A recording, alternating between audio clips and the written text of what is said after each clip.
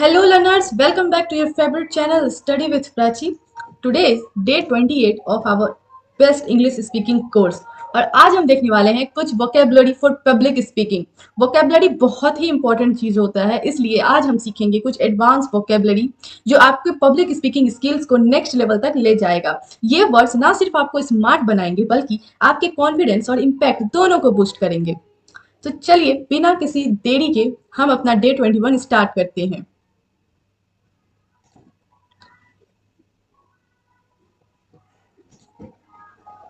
सबसे पहले है why public speaking vocabulary matter. Vocabulary matter क्यों, इतना वोकेबलरी इतना इंपॉर्टेंट क्यों है हमारे लिए सीखना? तो जब आप स्टेज पर होंगे या फिर किसी ग्रुप के सामने आप बोलेंगे या फिर किसी मीटिंग में आप कुछ बोलेंगे तो वहां पे आपके वर्ड्स का सिलेक्शन बहुत इंपॉर्टेंट होता है। इसलिए वोकेबलरी बहुत इंपॉर्टेंट है। पावरफुल वोकेबलरी का यूज करना आपको एक प्रोफेशनल और नेटिव स्पीकर बनाता है। इससे क्या होता है, इससे तो एक तो आप ऑडियंस का अटेंशन ग्रैब करते हैं, दूसरा आपकी आइडियाज को क्लियरली कन्वे करती है और आपको एक पॉलिश स्पीकर बनाती है। इसलिए वोकेबलरी बहुत इंपॉर्टेंट है। तो आज मैं आपको कुछ इंपॉर्टेंट वोकेबलरी बताऊंगी जो आपको अपने वर्ड में, आप जब कहीं स्पीच दे रहे होते हो या आप जब कहीं कुछ बता रहे होते हो तो ये वोकेबलरी, ये फ्रेजेस आपको यूज करने हैं बोलते वक्त। ठीक है, तो सबसे पहले है टू बिगिन विथ। मतलब अपनी स्पीच या पॉइंट स्टार्ट करने के लिए आपको ये फ्रेजेस यूज करना है स्टार्ट करने से पहले, है ना। कोई भी पॉइंट स्टार्ट करने से पहले तो टू बिगिन विथ, पहले हम बोलेंगे टू बिगिन विथ और फिर हम बोलेंगे, स्टार्ट करेंगे अपना कोई सेंटेंस, अपना कोई इंपॉर्टेंट पॉइंट। ठीक है। अच्छा, अगर आपको किसी टॉपिक को क्लियरली एक्सप्लेन कर रहे हैं, आप कहीं पे आप हैं और आप किसी टॉपिक को क्लियरली चाहते हैं एक्सप्लेन करना बहुत ही क्लियर, ताकि सामने वाला आप बहुत ही क्लियरली आपके सेंटेंस को, आपकी बात को समझे, तो आपको पहले बोलना है let me shed some light on. ठीक है, पहले आप ये बोलोगे, ये लाइन बोलोगे let me shed some light on और फिर आप बोलोगे वो टॉपिक जिसको आपको क्लियरली समझाना है। जैसे मुझे किसी को बतानी है importance of English, importance of English speaking, तो मैं क्या बोलूंगी कि let me shed some light on importance of English speaking. ठीक है, ऐसे आपको ये लाइन बोलना रहता है। अच्छा, अगर आपको अपने स्ट्रॉन्ग ओपिनियन या फैक्ट दिखाना है, अगर आप किसी को कुछ बता रहे हो और आपको बिल्कुल स्ट्रॉन्ग ओपिनियन है, आपको लगता है कि 100% आप उसके साथ कॉन्फिडेंस, उस लाइन के साथ बिल्कुल आप सही बोल रहे हो, आपको पता है और बिल्कुल फैक्ट बोल रहे हो, तो आपको वहां पे बोलना है अनडाउटेडली, अनडाउटेडली। ठीक है, अगर जैसे कि फॉर एग्जाम्पल आप किसी को बोल रहे हो इंग्लिश इज वेरी इंपॉर्टेंट, तो आप बोलोगे अनडाउटेडली इंग्लिश वेरी इंपॉर्टेंट, क्योंकि आपको पता है इंग्लिश बहुत इंपॉर्टेंट है, इसमें कोई डाउट नहीं है। ठीक है, इसमें कोई डाउट नहीं है, इसलिए आप पहले ये वर्ड बोलोगे और फिर अपना वो लाइन बोलोगे जिसको आप बिल्कुल स्ट्रांग दिखाना चाहते हो किसी के सामने में, जिसको आप फैक्ट के तौर पे बोलना चाहते हो।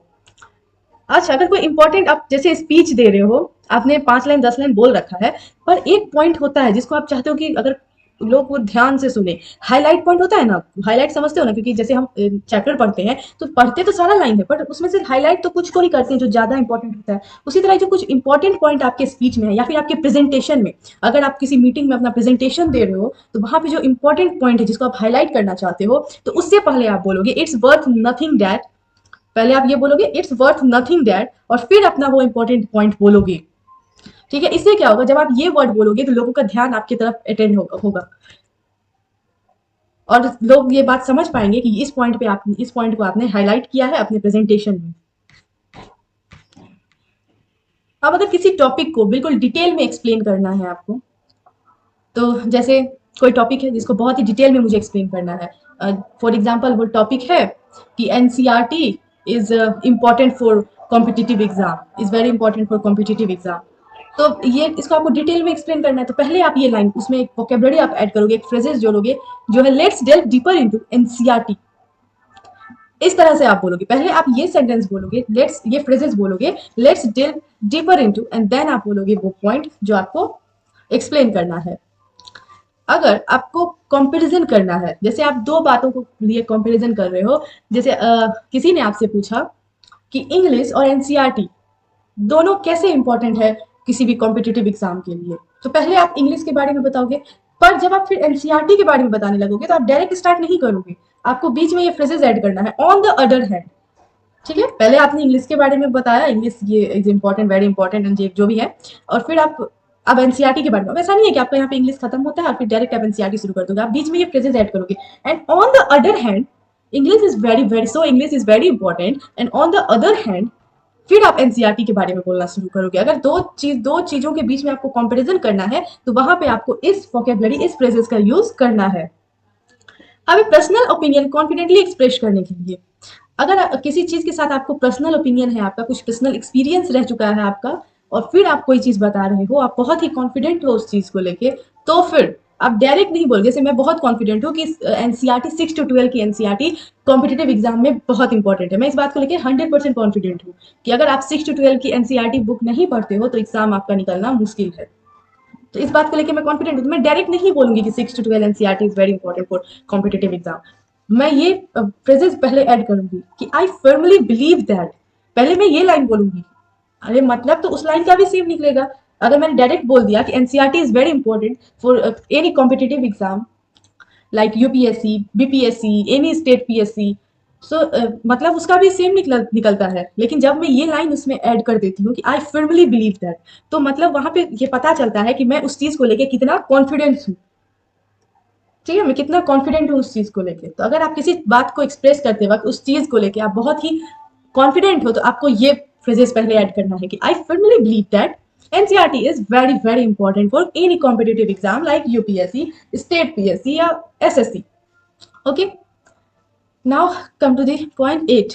पॉइंट नंबर 8 क्या है, स्पीच या टॉक के एंड करने के लिए। अगर आपका स्पीच हो गया या आपका आप जो प्रेजेंटेशन दे रहे हो वो हो गया, आपको खत्म कैसे करना है, डायरेक्ट नहीं करना है। आपको 2 लाइन, जैसे हम कंक्लूजन, जैसे हम ऐसे लिखते हैं तो लास्ट में 2 लाइन कंक्लूजन का लिखते हैं, राइट, लिखते हैं, तो बस उसी तरह 2 लाइन आपको लास्ट में कंक्लूजन का बोलना है।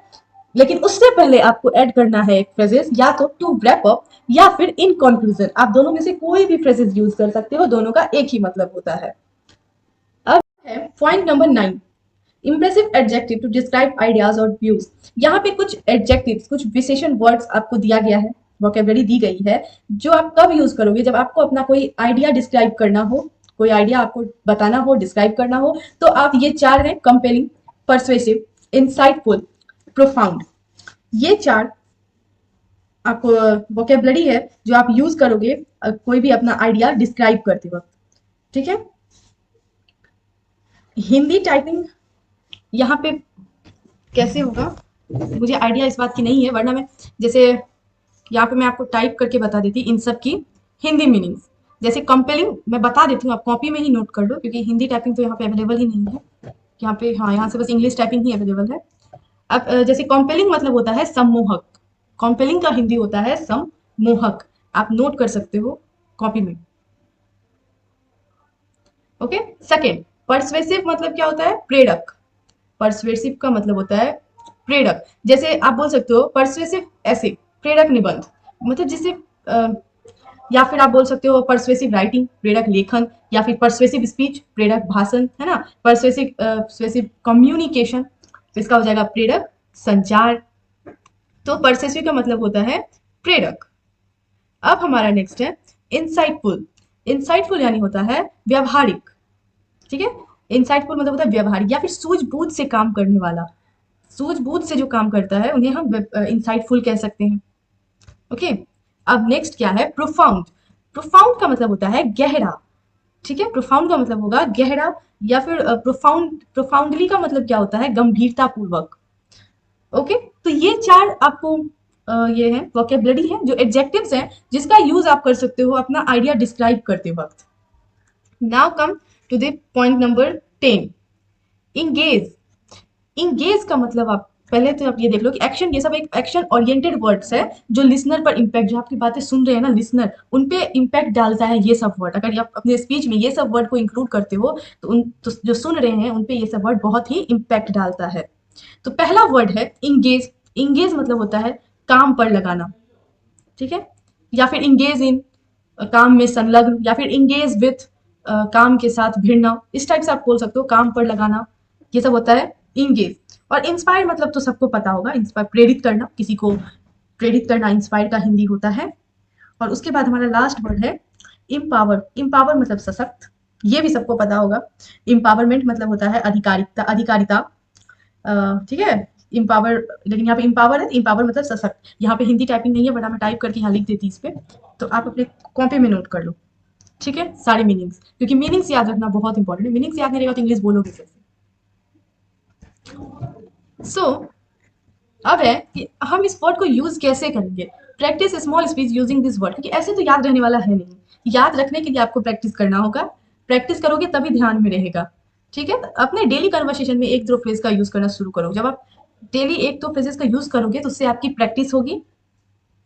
अच्छा, यूट्यूब पर मैंने आपको बोला था कि यूट्यूब पर बहुत से ऐसे स्पीकर्स होते हैं, मोटिवेशनल स्पीकर्स की ही आप वीडियो उठा लो जो इंग्लिश में मोटिवेशन देते हैं। जब आप उनकी मोटिवेशन सुनोगे तो उसमें आप ध्यान दोगे कि ये सब फ्रेजेस का वो बार बार यूज करते हैं। मैं भी ये फ्रेजेस चुन चुन के मैं उन वीडियोज से लाई हूँ, जो जहाँ जब मैं देखती हूँ कि लोग ज़्यादा इस फ्रेजेस का यूज़ कर रहे होते हैं, तो जब आप खोलोगे तो आप देखोगे कि लोग बार बार इन फ्रेजेस का यूज़ अपने स्पीच में, अपने मोटिवेशन स्पीच में करते हैं।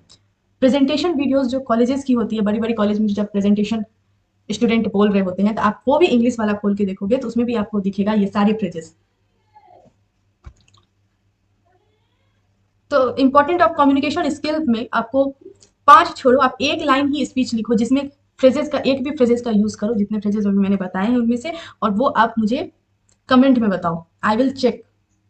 सो कमेंट में मुझे दिखना चाहिए एक इंपॉर्टेंट ऑफ कम्युनिकेशन स्किल पे एक फ्रेजेस का यूज करके एक लाइन का एक स्पीच, या 5 लाइन का स्पीच अगर आपसे पॉसिबल हो पाता है तो डेफिनेटली 5 लाइन का स्पीच करना। सो पब्लिक स्पीकिंग में सिर्फ बोलना ही इंपॉर्टेंट नहीं होता है, इम्पैक्टफुल तरीके से बोलना ज़्यादा जरूरी होता है। सो आज का सेशन अगर आपको हेल्पफुल लगा हो तो वीडियो को लाइक करना और चैनल को सब्सक्राइब करके ही चैनल पे से जाना और अपना फीडबैक जरूर देना। कल मिलते हैं डे 29 में एक नए पावरफुल टॉपिक के साथ। तब तक के लिए हैप्पी लर्निंग।